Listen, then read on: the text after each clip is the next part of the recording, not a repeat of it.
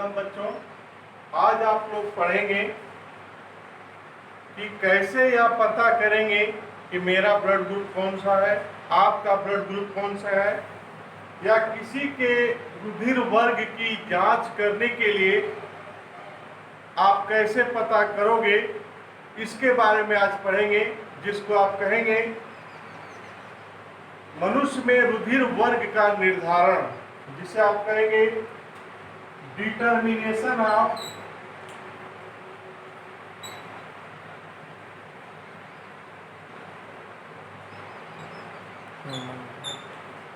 Blood group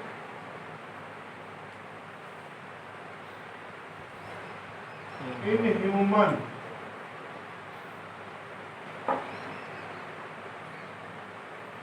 determination of blood group in human, मनुष्य में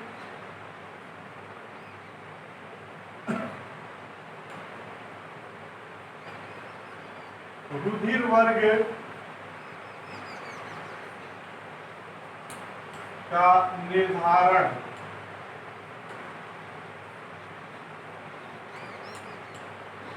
जैसे आवश्यकता पड़ने पर पैथोलॉजी कराने जाते हैं डॉक्टर के पास, डॉक्टर सजेस्ट करता है कि आप अपने ब्लड ग्रुप की जांच कराइए कि आपका ब्लड ग्रुप कौन सा है। इसके लिए आप पैथोलॉजी सेंटर जाते हैं और ब्लड ग्रुप की जांच कराते हैं।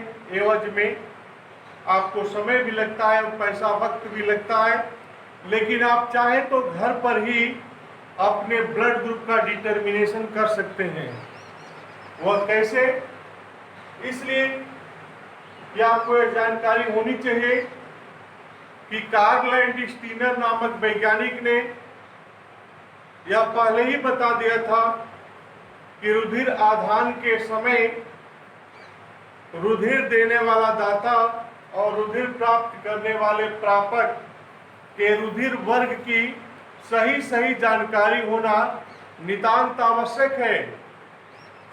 इसके लिए डॉक्टर बाजार में उपलब्ध बने बनाए सीरम, जिसे ए रोधी सीरम एंटी सीरम ए तथा बी रोधी सीरम एंटी सीरम बी को प्रयोग में लाते हैं। तो डॉक्टर बाजार से एंटी सीरम को खरीद करके और यह पैथोलॉजी करके आपको बताते हैं। इसके लिए सर्वप्रथम एक स्लाइड लेते हैं और स्लाइड पर दोनों सीरमों को, जो एंटी सीरम ए है और एंटी सीरम बी है, एक ही स्लाइड पर दो अलग अलग स्थान पर दोनों सीरमों को एक एक बूंद रखते हैं और तत्पश्चात जीवाणु मुक्त सुई से अपने अंगुली में से ब्लड को निकाल करके और दोनों सीरमों में मिलाते हैं। जब दोनों सीरमों में आपके अंगुली द्वारा निकाला गया जब ब्लड मिलाया जाता है, तो उसके कुछ ही सेकंड बाद यह पता चलता है कि रुधिराणुओं का अभिश्लेषण हुआ अथवा नहीं।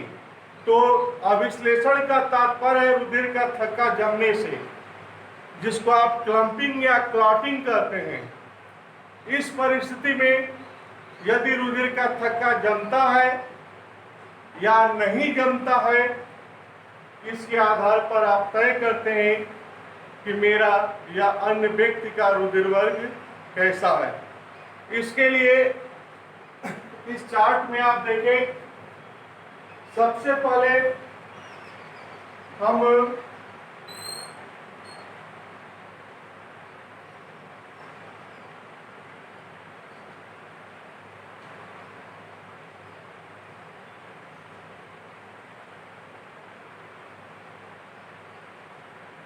एक फिगर बनाते हैं जिसमें अंगुली को दर्शाया जाता है।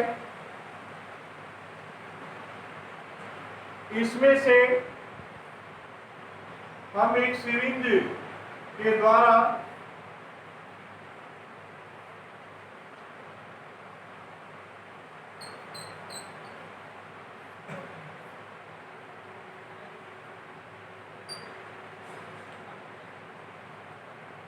जिस पर इस सिरिंज में या 1 ml 2 ml के निशान बने हुए हैं कि आपको 1 ml ब्लड निकालना है या 2 ml ब्लड निकालना है। इस जीवाणु मुक्त सुई यानी कि वह सुई कैसा हो, इन्फेक्टेड न हो, अंगुली में से आप उस ब्लड को निकालते हैं। लगभग इस प्रकार की स्ट्रक्चर वाली होती है।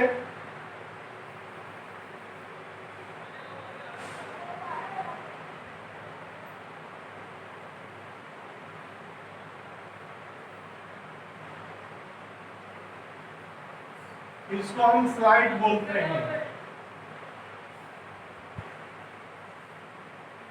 जहां पर एंटी सीरम ए और एंटी सीरम बी एक स्लाइड पर दो अलग अलग स्थान पर रखते हैं, जिसको हम क्या पढ़ते हैं, एंटी सीरम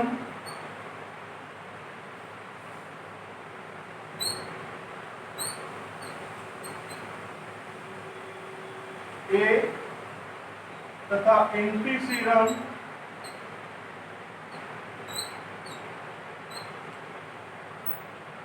एक स्लाइड पर दो सीरमों को हम तो अलग अलग स्थान पर रखते हैं और पुनः जीवाणु मुक्त से सुई से अंगुली में से ब्लड को निकाल करके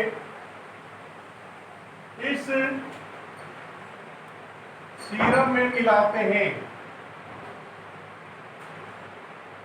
ये क्या है, ब्लड है जो अंगुली से निकाला गया है, ये भी ब्लड है, ब्लड में से निकाला, ये अंगुली में से निकाला गया है, ये भी ब्लड है। अब इसमें ये सीरम में मिलता है, ये निकाला गया जो ब्लड है, जो दो प्रकार के सीरम है, सॉरी यहाँ पर एंटी सीरम बी है, दो प्रकार के जो सीरम है जिसे एंटी सीरम ए और एंटी सीरम बी कहते हैं, इनमें ब्लड को हम मिलाते हैं। ब्लड को मिलाने के पश्चात अगर क्लम्पिंग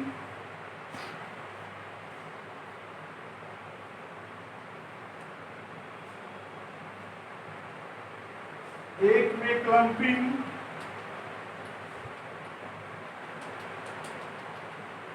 नहीं होता और दूसरे में जगह जगह रुधिर का थक्का जम जाता है,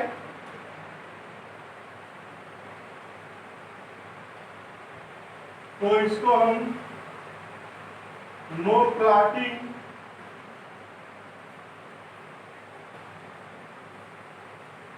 या इसी को नो क्लम्पिंग कहते हैं। उसी तरह से इसको हम क्लॉटिंग या इसी को हम क्लम्पिंग कहते हैं।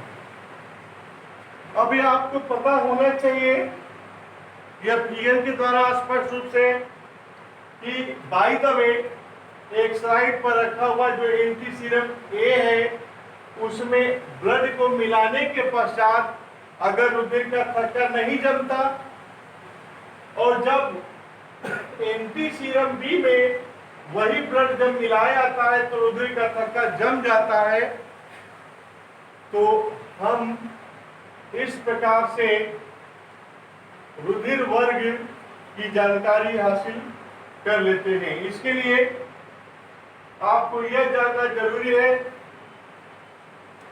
कि ये ब्लड ग्रुप, मान लीजिए ये ब्लड ग्रुप है ए बी और ओ, तो इसमें जो एंटीबॉडी है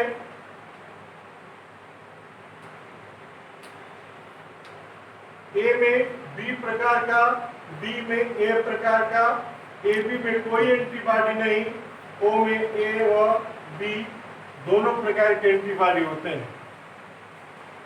और आपको यह भी पता होना चाहिए कि एंटीबॉडी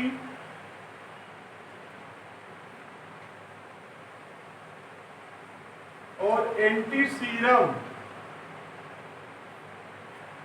एक समान प्रकार के ही माने गए हैं। अर्थात ब्लड ग्रुप ए में कौन सा सीरम होना चाहिए? एंटी सीरम बी होना चाहिए। ब्लड ग्रुप बी में कौन सा एंटी सीरम होना चाहिए? ए होना चाहिए। और ब्लड ग्रुप ए बी में कोई भी एंटी सीरम नहीं होना चाहिए, और ओ में दोनों प्रकार के सीरम होना चाहिए। इसके आधार पर अब आप तालिका के अनुसार रुधिर वर्ग का निर्धारण कर सकते हैं। इसके लिए आप तालिका में देखें,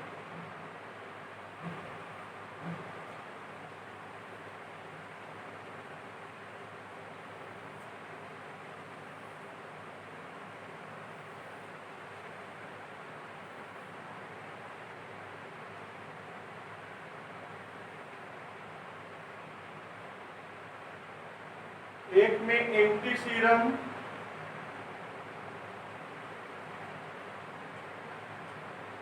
ए,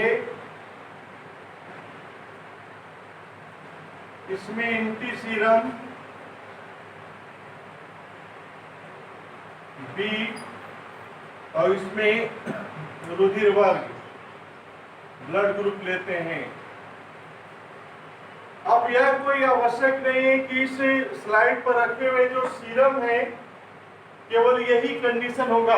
दोनों क्लॉट भी हो सकता है, दोनों नहीं क्लॉट भी हो सकता है, या ये क्लॉटिंग ये नहीं क्लॉटिंग हो सकता है। यह कंडीशन के ऊपर डिपेंड होता है। जैसे कि 4 प्रकार के ब्लड ग्रुप, ब्लड रुधिर या वर्ग लिखेंगे, रुधिर वर्ग। अब रुधिर वर्ग में यहां पर ध्यान दें, ए रुधिर वर्ग, बी रुधिर वर्ग और ए बी रुधिर वर्ग और ओ रुधिर वर्ग। ये 4 प्रकार के रुधिर वर्ग होते हैं, जिसे आप ए रुधिर वर्ग और बी रुधिर वर्ग और ए बी रुधिर वर्ग और ओ रुधिर वर्ग। इस स्लाइड पर अगर ये जो कंडीशन आया है नो क्लॉटिंग और क्लॉटिंग का, इसके हिसाब से अगर आपको बताना हो कि यह ब्लड ग्रुप किस प्रकार का था कि ऐसा कंडीशन आया, उसके लिए आप यहां देखें तालिका में ब्लड ग्रुप ए में कौन सी एंटीबॉडी होने चाहिए? बी प्रकार के, अर्थात एंटी सीरम बी प्रकार के होना चाहिए। तो यहाँ पर ए जो होगा वह क्लॉटिंग हो जाएगा। इस तरीके से फिगर इसके बनेंगे, क्लॉटिंग, रुधिर का थक्का जम जाएगा। और जबकि बी जो होगा वह नो क्लम्पिंग, यह रुधिर का थक्का नहीं जमेगा। अगर इस प्रकार से कंडीशन आता है तो हम यह जांच करके बताएंगे कि इस व्यक्ति का रुधिर वर्ग कैसा था। ए रुधिर वर्ग वाला है व्यक्ति। लेकिन अगर ऐसा कंडीशन आता है तो ब्लड ग्रुप बी में, इस तालिका के अनुसार देखिए, ब्लड ग्रुप बी में एंटीबॉडी कैसा होता है? ए प्रकार का, या एंटी सीरम ए प्रकार का। ए यहां है, इसलिए अब यहां पर ये क्लॉट नहीं करेगा, क्योंकि ये समान प्रकार के हो जा रहे हैं। बी में ए होना चाहिए, बी नहीं होना चाहिए। और यहां पर इसमें क्या होगा? ये क्लॉटिंग हो जाएगा।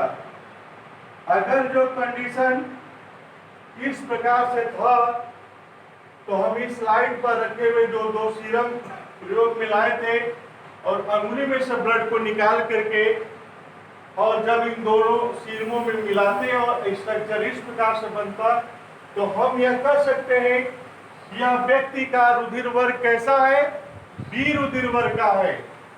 अब आइए, ब्लड ग्रुप ए बी में कोई एंटीबॉडी या कोई एंटी सीरम नहीं होता, तो समान नहीं है। इस प्रकार से जब दोनों कंडीशन में एक क्लॉट कर जाएगा, रुधिर का थक्का दोनों में जमेगा,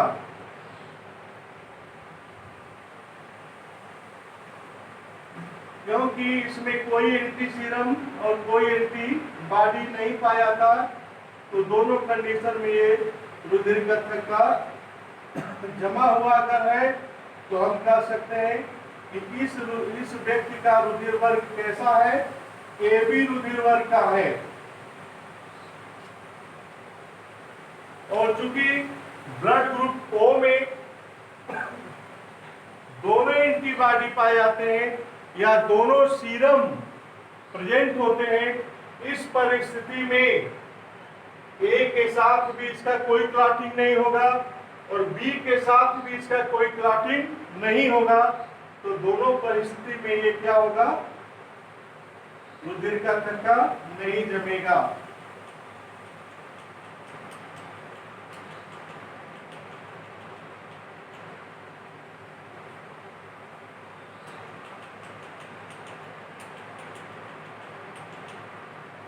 जैसे एक बात सुन ले, जब हम रुधिर वर्ग का निर्धारण करते हैं कि किसी व्यक्ति में कौन सा रुधिर वर्ग है, तो इसके लिए एक स्लाइड लेते हैं और बाजार से उपलब्ध बने बनाए सीरमों को हम प्रयोग में लाते हैं। उन दोनों सीरमों को एक स्लाइड पर दो अलग अलग स्थानों पर रखते हैं और पुनः जीवाणु मुक्त सुई से अंगुली में से ब्लड को निकाल करके इन दोनों सीरमों में मिलाते हैं। दोनों सीरमों में मिलाने के पश्चात रुधिर का थक्का न जमने या रुधिर का थक्का जमने के आधार पर हम रुधिर वर्ग का निर्धारण करते हैं। इसके लिए आपको सबसे पहले यह जानकारी होनी चाहिए कि एंटीबॉडी ही एंटी सीरम कहलाती है। तो आपको मालूम है कि ब्लड ग्रुप ए में एंटीबॉडी बी है, बी ब्लड ग्रुप में एंटीबॉडी ए है और ए बी में कोई एंटीबॉडी नहीं है और ओ ब्लड ग्रुप में दोनों एंटीबॉडी पाए जाते हैं। इस परिस्थिति में इस तालिका के अनुसार आप ब्लड ग्रुप का डिटर्मिनेशन कर सकते हैं। रुधिर वर्ग ए है तो इसमें एंटी सीरम कैसा होना चाहिए, बी प्रकार का होना चाहिए। तो यहाँ पर देखिए दो डिफरेंट प्रकार के प्रोटीन जो होते हैं, जैसे ब्लड ग्रुप ए में एंटीजन भी ए प्रकार का होता है ना, इसमें एंटीबॉडी जो होता है वह दूसरे प्रकार का प्रोटीन है। एंटीजन के विपरीत प्रकार का प्रोटीन का स्वभाव होता है एंटीबॉडी में। तो दो डिफरेंट वाले आपस में क्या करेंगे, रुधिर का थक्का नहीं जमाएंगे। या यह समझ लें कि रुधिर वर्ग ए में एंटी सीरम या एंटीबॉडी बी होना चाहिए जो इनके समान है, इसलिए रुधिर का थक्का नहीं जमेगा। लेकिन ए समान होने के कारण इसमें रुधिर का थक्का जम जाएगा। इसी तरह से रुधिर वर्ग बी में एंटीबॉडी या एंटी सीरम ए होता है, इसलिए ए वाले में नहीं जमेगा और बी वाले में जम जाएगा। क्योंकि ब्लड ग्रुप ए बी में किसी भी प्रकार का कोई एंटी सीरम नहीं पाया जाएगा, इस परिस्थिति में ये दोनों में ही ब्लड क्लॉट कर जाएगा। अर्थात यदि यहाँ पर इस कंडीशन में यहाँ भी क्लॉट करता है, यहाँ भी क्लॉट करता है, तो इस व्यक्ति का रुधिर वर्ग कैसा होगा, ए बी रुधिर वर्ग वाला होगा। या दोनों अगर रुधिर का थक्का नहीं जमता तो उस व्यक्ति का रुधिर वर्ग कैसा होगा, ओ रुधिर वर्ग वाला होगा। या बी में रुधिर वर्ग का थक्का जमा है और ए में नहीं जमा है, तो वह आप कहेंगे कि वह बी रुधिर वर्ग वाला होगा। और संभवतः इसमें जमता और इसमें नहीं जमता तो आप ए रुधिर वर्ग वाला व्यक्ति कह सकते हैं। इस प्रकार से हम इस प्रकार से ही रुधिर वर्ग का निर्धारण कर सकते हैं कि किसी व्यक्ति का रुधिर वर्ग कैसा है। इसका निर्धारण करने के लिए यही तरीका है।